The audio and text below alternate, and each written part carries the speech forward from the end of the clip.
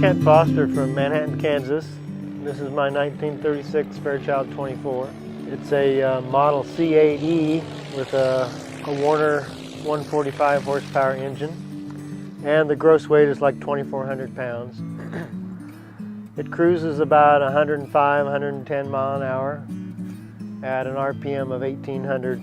It's got the the long nose cowling on it, which I think was only that particular year that they did that.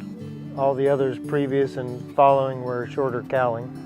Burns about 10 gallons an hour is what I planned for. I think actually it might be closer to 9.5. It's really smooth. All the plane and engine controls are on ball bearings. There's like 92 ball bearing connections. And except for the rudder and the brakes, all the controls are push rod type connections. So everything is a really smooth action, a smooth feel to the airplane. The ailerons are a freeze slotted type aileron, and it gives a really balanced feel. That's probably the nicest thing about it is all the controls are so smooth and well balanced. The landing gear is a nice wide landing gear, and it's got an oleo strut type shock absorber, so the gear has a lot of travel. It probably has 8 inches of travel just in the strut itself, and then just the way the gears swing in, you add another couple of inches to the height of the gear. And I don't have any trouble landing it on grass. That's where I always make my best landings, is on grass. Maybe it's more at home on grass, but you got to be pretty conscious of landing on pavement, because that gear is hanging down about 10 inches further than what you realize when you took off. So you kind of have this mindset of when it's going to touch down. It always touches down about 2 seconds before you think it's ready. And then of course the pavement has a little more friction, and it's going to grab one side or the other, so you got to kind of be on top of things and pay attention when you're landing on hard surfaces. Probably the thing that makes it most difficult in landing and maneuvering this airplane on the ground is that the tail wheel is not steerable. It's not connected to the runner in any fashion whatsoever. So you can lock the tail wheel in for takeoff and landing, and then you'll unlock it, and it is a full swiveling tail wheel, but you have to maneuver with the brakes. Once you're at taxiing speed, the rudder no longer has any effect at all, and so you've got to really be pretty deft on the brakes. I know my mechanic, he doesn't understand how I can do this so easily, but it just takes some practice. He has trouble taxiing it when he has to get in it, but it just takes a really good feel. You got to realize when that tail's moving and counteract with the brakes. The standard model of Fairchild 24 did not have this type of sport gear. They were same configuration, the way it tied into the wing, but as it made the connection to the fuselage was a single point connection, and depending on the articles you talk about, sometimes that was a little spindly.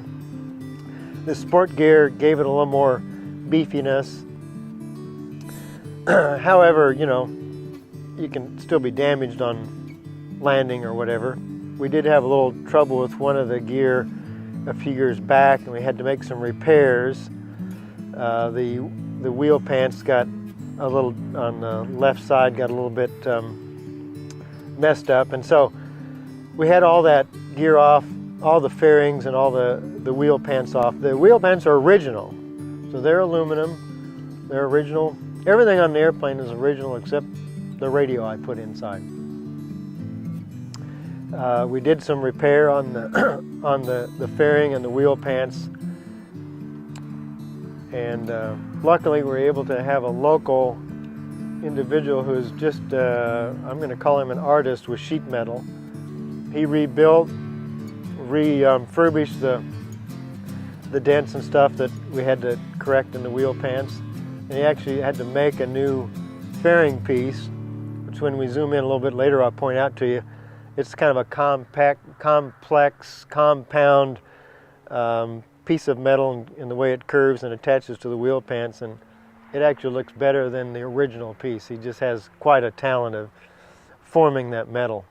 I would describe the tail as a flying tail. I don't know if that's a technical term or not, but it actually has a little bit of an airfoil. Most tails are the same thickness on some of the smaller planes anyway, same thickness all the way across, and you actually have to, use the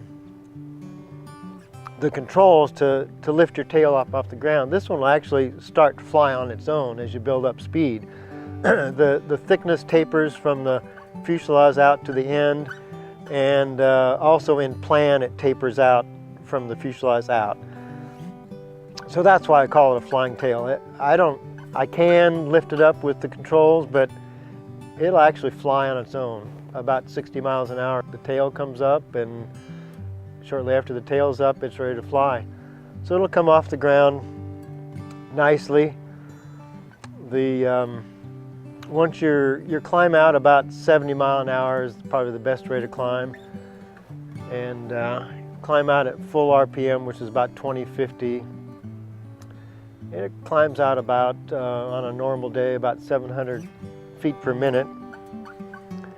And after about a minute, you're supposed to throttle back, and then you climb out probably about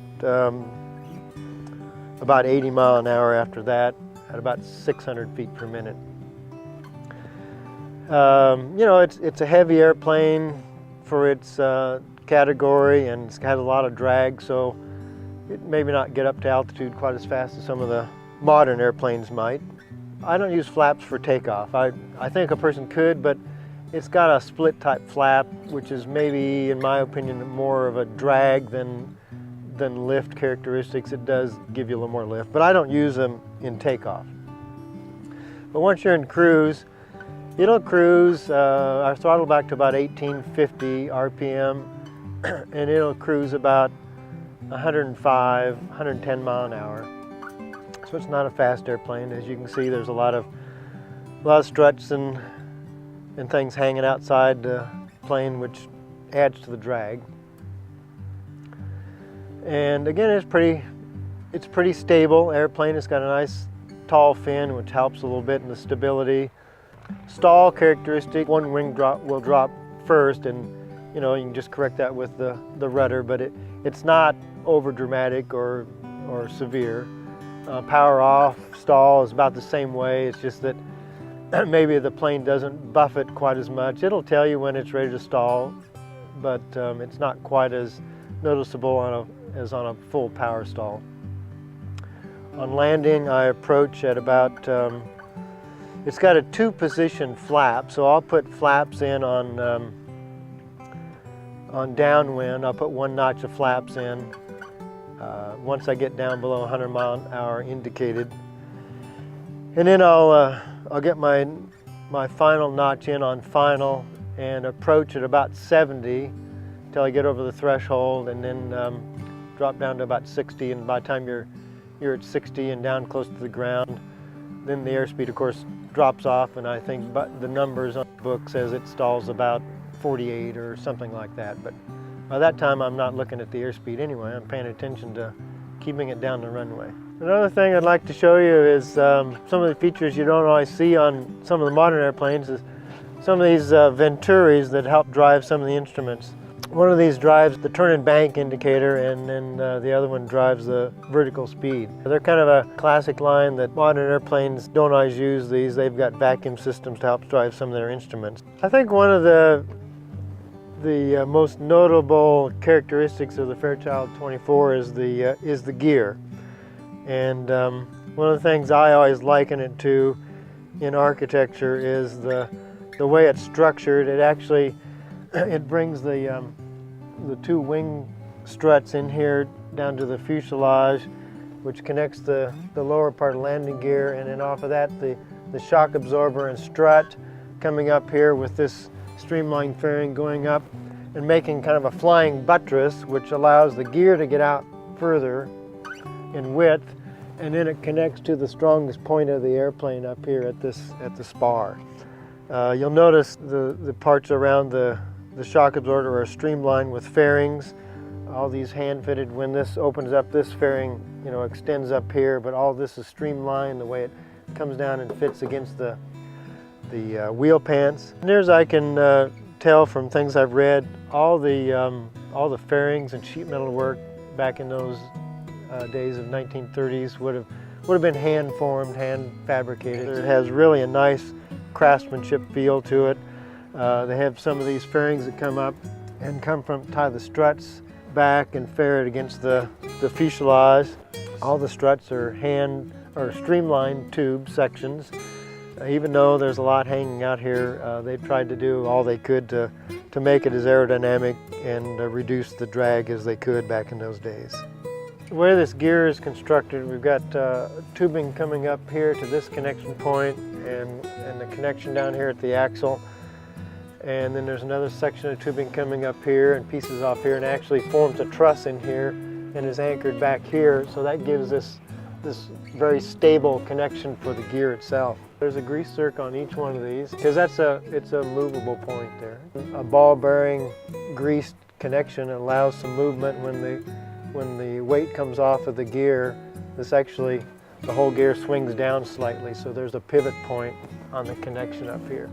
And again, all these fairings are hand done just to kind of dress it up and make it a little more streamlined. My Fairchild 24 is the deluxe model, and it had the trailing edge split type flaps. The standard models did not have flaps. So this has a 2-position flap. It's all on ball bearing control points, and it's supposed to give a little lift, but I think it provides more drag than anything in landing. And as we move toward the outer part of the wing here, see the struts are faired with these hand-formed metal fairing pieces, which gives a nice crafted look. And then that wraps around and ties into the slotted ailerons, which are a balanced type aileron. There again, you can begin to see they're all on these push-pull rods, again on the ball bearing controls. But push-pull rods have, you know, immediate response. There's no slop or play in any of the action as you would with cable that has some stretch involved. Again, the deluxe model had the landing light and the navigation lights, multiple inspection ports under the wing, and the navigation lights are out on the end here. As we move to the rear of the airplane toward the tail group, you can begin to see how the wood formers over the steel fuselage structure begins to taper in and make a connection to the cantilevered stabilizer. And this is all wood structure, wood spars, mahogany plywood covered. And you'll notice that as a cantilever, there's no bracing, no struts underneath. It's all cantilevered, and it's anchored by 4 points here, and then covered with a nice metal hand-formed fairing. And the fin here is also plywood wood structure. And then as you go on down to the control surfaces, they're now steel tubing and fabric covered. And there's an elevator trim tab on each of the elevators. It is controlled by cable. And this is the original design for the Fairchild logo with the Pegasus horse in there. This is, of course, is a new one, a reproduction, but it's original design, and got one on either side of the plane here. So you will also see this emblem on the steps and the rudder pedals that they've used that same logo throughout the plane. And you'll notice that the rudder, which is steel tubing and fabric covered, is not connected to the tail wheel. It is connected directly by cables to the rudder pedals only. It's again, ball bearing control surfaces. The connection horn down here is where the cable is connected, but it's free floating. You kind of have to be careful if it's sitting on the ground out in the wind. You need to brace it and tie it down so it doesn't get damaged. But all this fairing covers the cables that are coming through here, as well as the tail group connection to the stabilizer. And here you can begin to see one of the 4 connection points that holds the cantilever stabilizer on. And again, it's all faired against the fuselage down here with a nice simple fairing. This is about the only place you'll ever find the cable exposed on the airplane. This is the cable that operates the rudder. And as we move on down to the tail, you can see the connection points. It has a little bit of a shock action down here. I think there's a small oleo strut in there. This is a non-steerable tail wheel, so it's full swiveling. There's a pin that locks against, there's a control in the cabin that releases this pin and locks it to this plate down here and locks it in a straightaway.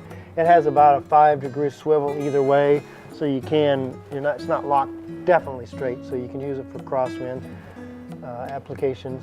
You can see the streamlined style tail wheel. The one that came when I got the airplane wore out after a few years, and luckily I was able to locate another one at a substantial price, but at least it stayed with the design of the airplane. As we move back up toward the front of the airplane, we looked at the landing gear on the other side. This is actually the side that had been damaged and we had to make some repairs. We had to replace this piece entirely. This piece was just repaired and this piece had to be replaced. The wheel pants just had to be pounded out. But a fellow by the name of Jim Ferguson over in Junction City did all this sheet metal, and it was all done by hand. He made a wooden form to help form all these flares and this compound configuration here. This piece was, he had taken the original pieces and pounded them out flat to get a pattern and then reformed them in the shape that you see here. This piece actually looks better than the one on the other side, I think. This wheel pant looks better than the other one because he's so careful and meticulous in the work he does. It's going to be a lost art one of these days. Hopefully he's passing it on to his son. Another area I'd like to call your attention to, it's hidden in this form here because it's actually the bracket back here that we're talking about that the wheel pant attaches to, but that was rebuilt as well, instructively by hand. Now it's steel and it has a compound form and shape. You can see these little ribs through here. Jim again had to build a wood form to form all this. And this might be the most complex piece that he built. It fits down in here and wraps around up here, and that's what everything is attached to. But this being steel was probably the hardest piece that he built for me. The access to the cabin is through 2 doors, so it makes for a nice easy entry into the interior of the plane. Fairchild always laid out the instrument panels with the main flight control instruments on the pilot's side, and all the switches and everything was on the pilot's side as well. So we've got generator on and off switch, your panel lights, navigation lights, landing light, your master switches with a key, and then the starter button up here. Your primer is down here for priming the engine and starting. You got your standard classification of instruments, your airspeed, your turn and bank, altimeter, vertical speed indicator, compass, and then back in the 30s and 40s they had a direction finder, was a radio compass, and this is the original instrument. I used to have the original radio in here, but I've taken it out. But they would actually beam in on different navigation beacons with the radio, and then use this as a direction finder. And it was eventually replaced by the VORs and more modern things that they have now. You got a parking brake. This is one thing that these older engines had. The Warners had the spark advance. So in starting, you'll retard the spark, activate the starter, and let the prop spin 3 or 4 revolutions before you actually turn on the magneto to start. So it's you got a few things to do in the starting process. This is the tail wheel lock, out for taxiing and maneuvering, and then push it in, and that will lock the tail for takeoff and landing positions, and then again you would unlock it for maneuvering. Here's your throttle and your mixture. Engine instruments would be the oil temperature, oil pressure, and then the tachometer. Again, this operates about 1850 in cruise and 2050 initial climb out. Other than that, the instrument panel is original. As we go down, it's stick controlled versus the wheel. I actually prefer this. I'm not sure why. Maybe it's just a little more natural feel. You can lay your hand in your lap and make smaller controls rather than trying to pull and control a wheel. I just find this a lot more comfortable and a lot more sensitive. Again, all these are on push-pull rods that control the elevators and the ailerons. The rudder pedals are on control the rudder with the cable. The pilot side is the only one that has toe brakes. And this is where I pointed out earlier that the Fairchild logo occurs. It also shows up in one of the steps into the plane. Passenger side does not have brakes, but I think they were an option. They could have been added. This is the flap control. It's hand operated, 2-position. That way you're not, and it is cable controlled, but you're not relying on any vacuum or electric system to possibly fail. It's just a simple hand operation. Passenger side, the passenger seat pivots forward to allow access in here. There's a little leg that kicks down as the seat goes into down position for rear support, but kicks out of the way for access. This is part of the fuselage structure that passes through the door. It's necessary for the structural portion of the plane. It's not really too much of an obstacle getting in, but yes, somebody has to climb over the top of it to get in the back seat. This is a 3-place airplane, so only one person gets back there anyway. The interior of the airplane was redone back in '68 or so in the style of the original, but this isn't the original fabric. The pilot seat slides forward and back for adjustment. It does not tip forward like the passenger seat. The passenger seat tips forward, which allows access to the rear of the plane. This was a 3-place airplane in 1936, and then in 1938 it became a 4-place airplane. Same engine, same configuration, but it got certified as a 4-place airplane. Also in the cockpit here, you'll see there's a fuel valve control on each side where the right and left tanks come in, so they're on and off. You operate only one at a time, so you'll switch these on and off to switch tanks. The trim tab is controlled with a crank up here connected to a cable that operates the 2 trim tabs on the elevators at the rear of the plane. So there's a little gauge up here for nose up, nose down settings. And that gives you an idea of what the instrument panel originally looked like in 1936. Another thing I like about the Fairchild 24 is that both windows in the passenger and pilot side doors go up or down. So you can have as much air or as little air as you want. In modern airplanes, you know, you just have a little vent and sometimes it gets a little warm in there, but I fly with the windows down. In taxiing, it's sometimes helpful. The Fairchild doesn't have too much of a blind spot over the cowling, but you still have to look around to the side and do some S-turn. So this allows you to maybe stick your head out the window if you need to see a little bit better along the side. As we come around here, another thing, this is my fuel gauge. A lot of people scoff about that, but when I see that little indicator floating and bouncing around in there, I know there's still gas in the tank. There's no gas on electricity or anything. Another thing that confuses a lot of people when they see this plane, if they don't know what a Fairchild looks like, again, I mentioned the gear is really the main characteristic of the Fairchild 24, but you can see how the wing tapers in. They begin to change the size of the ribs, and it has this gull wing sort of effect. I've had numerous people ask me if this was a Stinson gull wing, but it's not if you know the difference, but it has that nice little feature. And I think maybe it also helps transition into the front of the windshield area a little nicer. Another nice feature is the access that this cowling provides to the engine compartment. Each side hinges up in a clamshell sort of arrangement, and it gives you good access to look things over, you know, to grease the rocker arms, work on the carburetor, whatever. Just a good visibility. So it's a nice feature. It opens everything up without removing the cowling entirely. Once you get the cowling open, you have good access to the starter back here, the generator, the magnetos. This is what's connected to the spark advance right in here that retards that. The collector ring for the exhaust. The carburetor is hidden back here. You can see the oil cooler down below, and just good access to the battery box and everything. On the other side is the oil tank.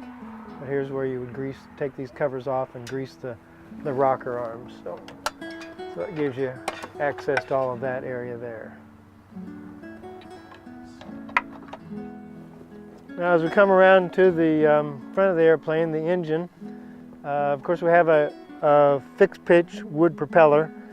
They were available. You could get a metal propeller too, but there may have been some ground adjustable, but they were never constant speed props on this model of airplane. I like the wooden propeller. It's a little more nostalgic of that time period. Maybe it's not quite as efficient and lightweight as a metal one, but I like the looks of it better. This is a new one I put on a few years back, but it's the original style. Now the engine itself is a 7-cylinder Warner, 145 horsepower. It's a Super Scarab Series 50. It has non-lubricating valves, so every 20-25 hours a person needs to go in, open up the cowling, and grease these valves by hand. The only problem I've ever had is sometimes after it sits for a long period of time, the oil will settle down in these lower cylinders and create a hydraulic lock. That's why you always pull the prop through 14 blades before you start it up to make sure there's no hydraulic lock in there. But that's only ever happened to me once, so it's not a particular problem for me. The Warner is fairly easy to start. You do have to retard the spark, as I showed you inside the cockpit. That just helps it start at a lower RPM. Takes about, in the hot weather, maybe about 3 to 4 shots of prime. In the cold weather, it's a little bit cold-blooded. It might take 5 shots of prime, and sometimes after it gets below 30, 35 degrees, it doesn't like to start at all. Now I use a little heavier weight oil in this. It's a multi-viscosity, but it's still a little thick in the cold weather. But it starts fairly well. The 145 horsepower is maybe a little smaller compared to some of the modern like 172s. I think they're like 160 horsepower, and they're more streamlined, so I suppose they're a little more powerful. They even go to 180 horsepower on the 172s, but this is a pretty reliable engine. It does have a good power source for this size category of airplane. In the earlier models of this plane, they actually started out using 90 and 125 horsepower engines, but I think the 145 is a little nicer choice for power takeoffs, and it was also available in the next year or so in 165 Warner. I didn't mention that the Fairchild 24 was also available, I think in 1936 or 35. It had 2 engines available, the Warner and the Ranger engine. The Ranger was an inline inverted engine. It had a different cowling, a different longer nose. I prefer the shorter cowling. I like the round engine sounds, and it's maybe not as powerful and as readily available as the Rangers, but I prefer it.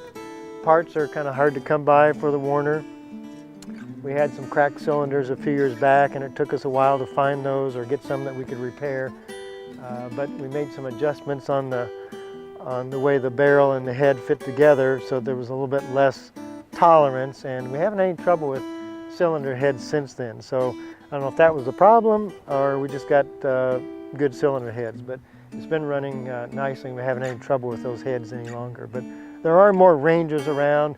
It just has a totally different look to it if you should see one. It's It doesn't have the nice lines that I prefer, but that's the most common engine that you'll see around. This is the air intake that brings air into the carburetor box. We had trouble with the original carburetor that came with the airplane a few years back with the float sticking, and finally read some articles, and apparently the Warner was available with two carburetors, so we put the Stromberg on, which is supposed to perform better, and took us a while to find a body for it, but once we found the body, we found all the parts to get it assembled, and it's been working flawlessly ever since. So Stromberg's better of the carburetor for the Warner. Well, that should give you a few tidbits of information about the plane itself, and how about we go fly it now?